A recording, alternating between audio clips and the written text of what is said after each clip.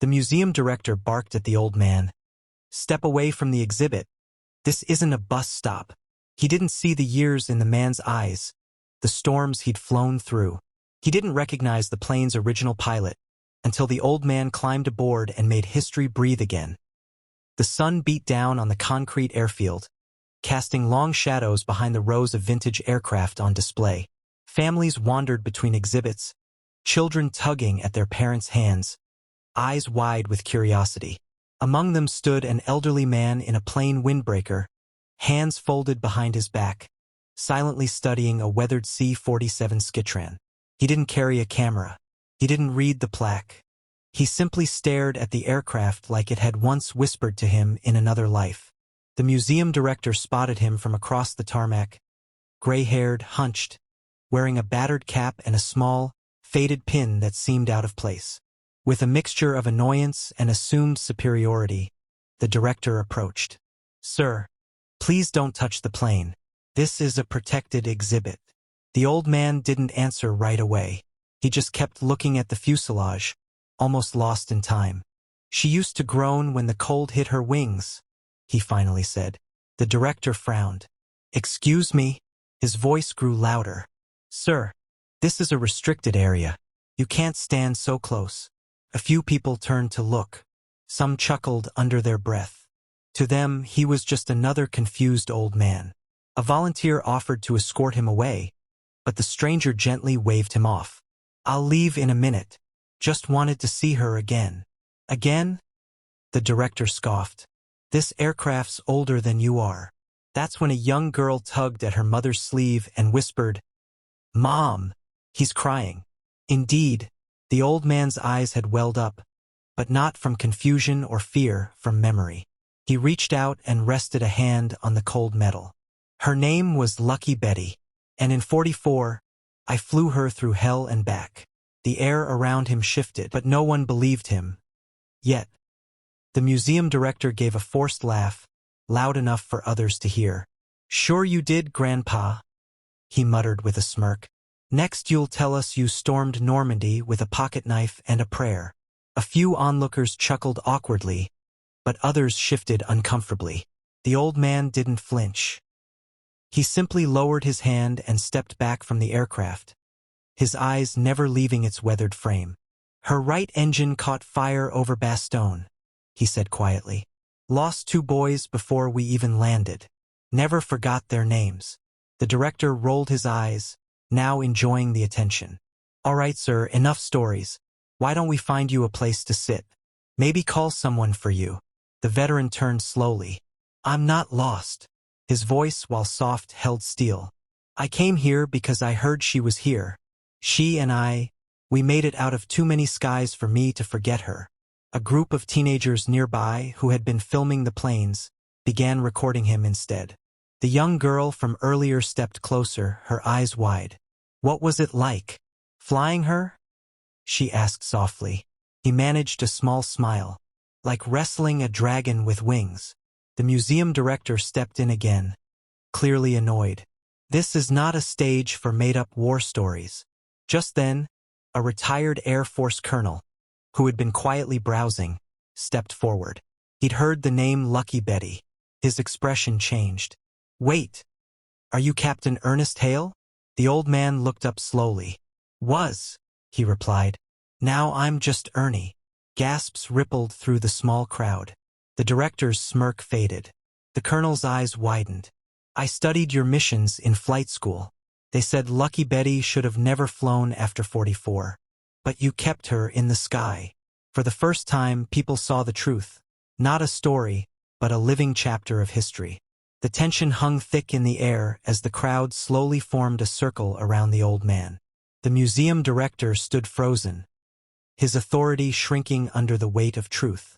Ernie walked toward the C-47, eyes misted, fingers slightly trembling.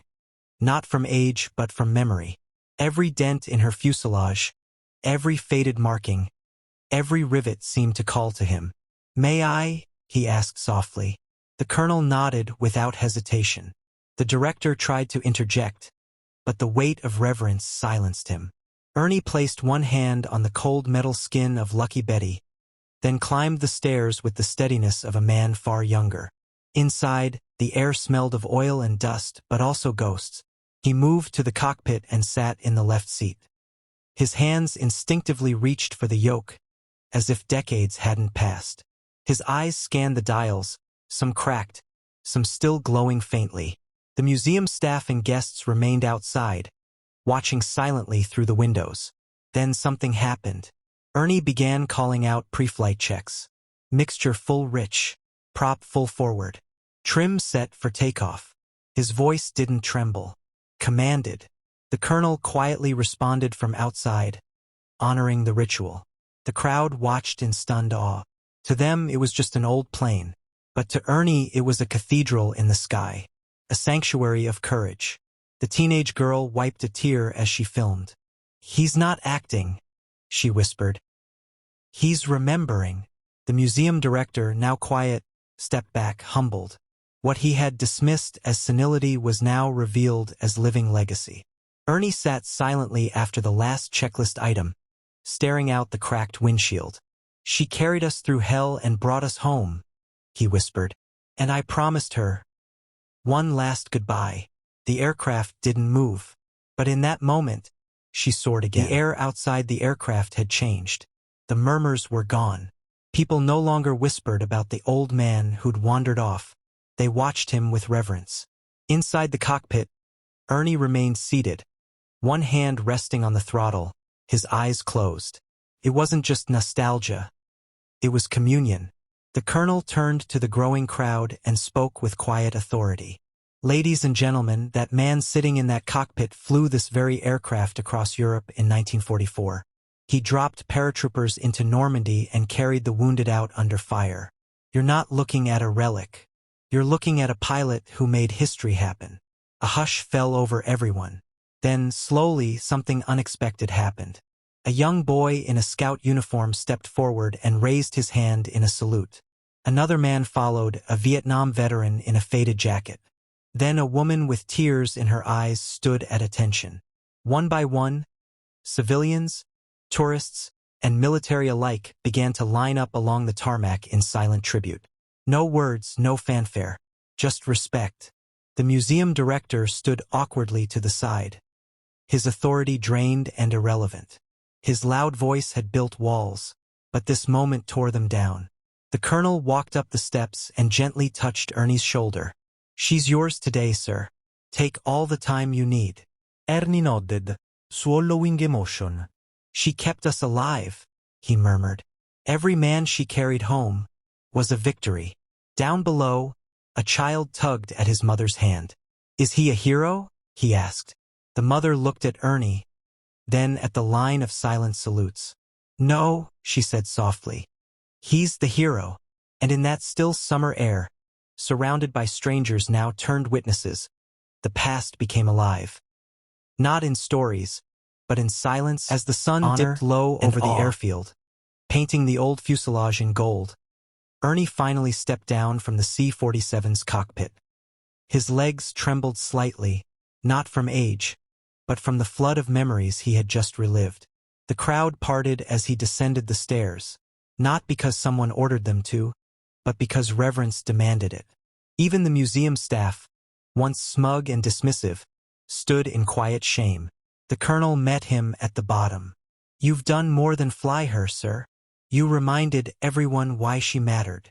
Ernie nodded, his voice steady but raw. "We never flew for glory. We flew to bring our boys home." A reporter who had been live-streaming the moment whispered into her mic, "This isn't just history. This is living proof that some uniforms are worn on the soul, not the sleeve."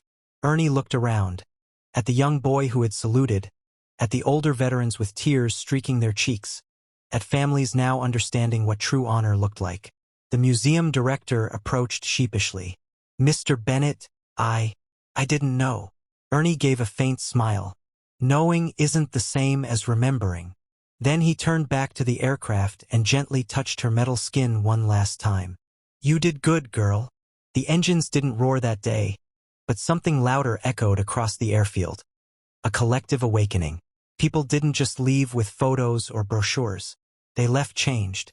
They left remembering. And as Ernie walked away, a child ran after him, not for an autograph, but just to say, "Thank you for flying them home." The wind picked up, carrying that small voice across the field. And long after Ernie disappeared into the horizon, that thank you remained, suspended in the air, like the final echo of a mission that never truly ended. If this story moved you, don't forget to like, comment, and share it with someone who values true courage. Subscribe to Unheard Heroes for more powerful stories that honor the soul's time forgot.